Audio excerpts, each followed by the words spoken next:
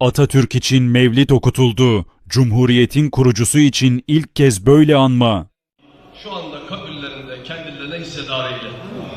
Bu vesileyle şu güzel cennet vatan için mücadele veren, her kademede çalışan devlet büyüklerimize, Ya Rabbi hayırlı muvaffakiyetler, hayırlı başarılar ihsan eyle. Gelecek nesillerimizi de inşallah hayırlı eyle. Şu an son toprağa düşmüş bütün şehitlerimizin ruhlarına ayrı ayrı hibe ve hediye ediyor, ikram eyle. Yoldaşım iman makamın cennete, dergâh-ı izzetinde makbul eyle. Bütün bunlardan hasıl olan sevabı öncelikle hediye ediyor, ikram eyle. Efendimizin, Ehl-i Beyt'in, sahabe-i kiram, tabi'in, tebe-i tabi'in, e'imme-i müştehidin, kurra, huffaz ve cümle hameli Kur'an'ın